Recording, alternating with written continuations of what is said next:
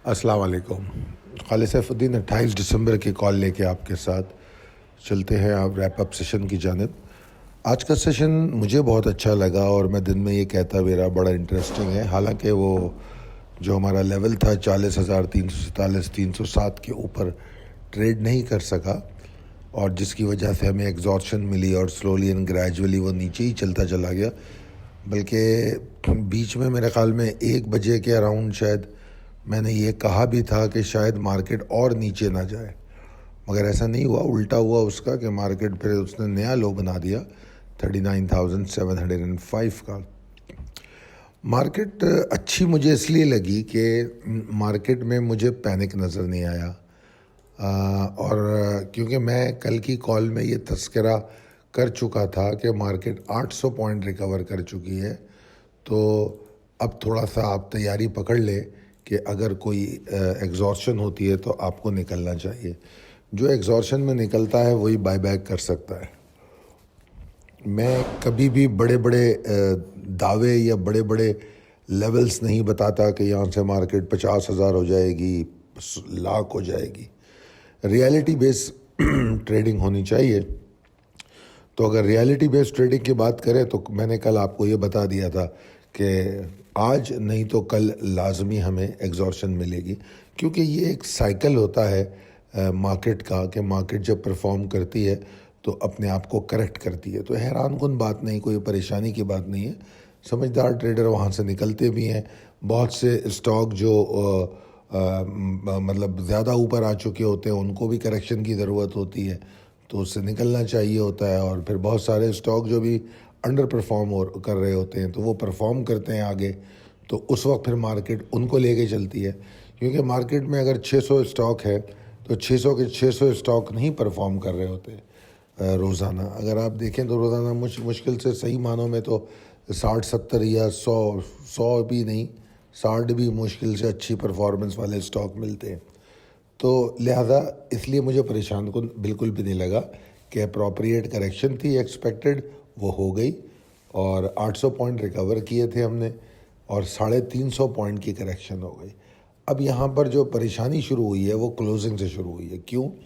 क्योंकि नीचे आने से तो परेशानी नहीं थी, मगर इसको अगर एक 200 पॉइंट ये रिकवर कर लेती, 150-200 पॉइंट, तो मार्केट की शक्ल कुछ बेहतर होती। क्लोजिंग से मुझे थोड़ा सा परेशानी हुई है, तो इसीलिए मैंने लिखा है कि ये साइन तो हेल्दियर है, आगे बुल्स कम बैक हो सकता है, अभी मामलात ख़राब नहीं हुए। प्रिसाइज लेवल टेबल अपडेटेड है। पॉसिबिलिटीज़ एंड स्ट्रेटजीज एज पर टेक्निकल चार्ट पे चलते हैं। सेशन को जिस तरह मैंने गुड कहा और फिर उसके बाद क्लोजिंग को अनफॉर्चुनेट कहा, तो यहाँ पर टेक्निकली कुछ लोगों को था शौक़ कि मैं टेक्निकल बात करूँ, तो आज मैंने 1-2 लाइनें टेक्निकल भी लिख दी हैं कि चार्ट पे बेयरिश इनगल्फ नज़र आ रहा है डेली चार्ट पे। और मैं वरीड इसलिए नहीं हूँ कि बेयरिश इनगल्फ नज़र तो आ गया है, उसकी कंफर्मेशन अभी नहीं हुई है। कंफर्मेशन होगी जब वो 39,689 633 को तोड़ेगा। जो लोग बेयरिश इनगल्फ को जानते हैं वो ये भी जान लें, एक और इसमें बात होती है, बेयरिश इनगल्फ इग्नोर, ये भी एक टर्म यूज़ की जाती है, bearish engulf ignore. Rarely happen होता है ये, कि आमतौर पे इतना ज़्यादा नहीं होता ये, मगर होता है ये। तो इसकी ऑप्शन रखी जाती हैं। टेक्निकल का मतलब ये नहीं होता कि बेयरिश इनगल्फ दिखा दो बट ठकाठक शॉर्ट मार दो। अगर आप बाय बुक्स चलें तो अभी बेयरिश इनगल्फ जो नज़र आ रहा है वो कंफर्म नहीं हुआ। कंफर्म कब होगा? जब 39,689 633 के नीचे क्लोजिंग देगा, तो वहाँ से फिर कंफर्मेशन होगा। एनीवेज, तो चूँकि मेरे पास पॉसिबिलिटी बेयरिश इनगल्फ इग्नोर की भी है, तो मैं इस पॉसिबिलिटी को भी अपने सामने रखूँगा। और अब जो मैं स्ट्रेटजी मैंने आपके लिए बनाई वो बड़ी सिंपल है कि मार्केट को खुलते हुए देखना चाहिए, ठीक है?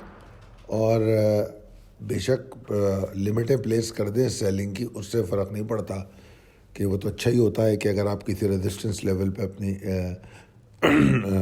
सेलिंग प्लेस कर दें और प्री ओपन हाइप में वो निकल जाए। कल उसूली तौर पे एंट्री नहीं लेनी चाहिए मार्केट खुलने के साथ। मार्केट खुलने के बाद देखना चाहिए मार्केट क्या करती है। اگر تو مارکیٹ 39,689 633 کے قریب ٹریڈ کر رہی ہے تو آرام سے اس کو دیکھیں کہ ہو کیا رہا ہے، والیوم آ رہا ہے، سپورٹ آ رہی ہے، ٹھیک ہے. اور اگر میں یہاں گھسوں کسی بھی اسٹاک میں تو میرا اسٹاپ لاس کیا ہوگا؟ یقیناً 39,633 کے نیچے ہوگا انٹرا ڈے والوں کا. اور اگر 633 کے نیچے ٹریڈ ہونے لگی تو یہاں سے انٹرا ڈے کا چیپٹر کلوز ہو جائے گا. اب صرف اور صرف میڈیم ٹو لانگ ٹرم لوگ رہ جائیں گے، اور جنہوں نے آج مال بیچا ہے وہ اپنی بائی بیک کی طرف جائیں گے. اب بائی بیک میں you will be lucky if you find hipco on dip, you will be lucky if you find Nishat mill on dip, مطلب بہت سارے اسٹاک ہیں. ابھی میں کیا نام لوں؟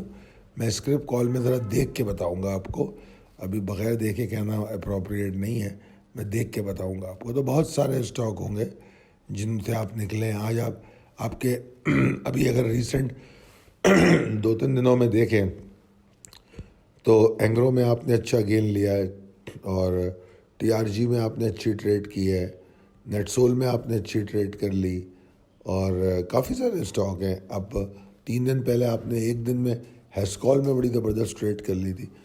تو بیچنے کے لیے جو میں مصر رہا ہوں ان دنوں میں بھی، جب مارکیٹ تیز بھی چل رہی تھی، اس کی وجہ یہی تھی. آج 342 پوائنٹ کی نقصان پہ کلوز ہوئی ہے، اور اگر مال بیچا ہوا ہے تو زندگی میں سکون ہوگا. تو بہرحال 633 کے نیچے اسٹریٹجی چینج ہو جائے گی، اور وہاں پر ہم صرف اور صرف مال ایکیومولیشن والے مال کو بائنگ ٹارگٹ کریں گے اور کچھ نہیں کریں گے. اب آ جاتے ہیں دوسرے سینیریو کی طرف. ہم ہمیشہ دونوں سینیریوز پہ بات کرتے ہیں as per the risk management.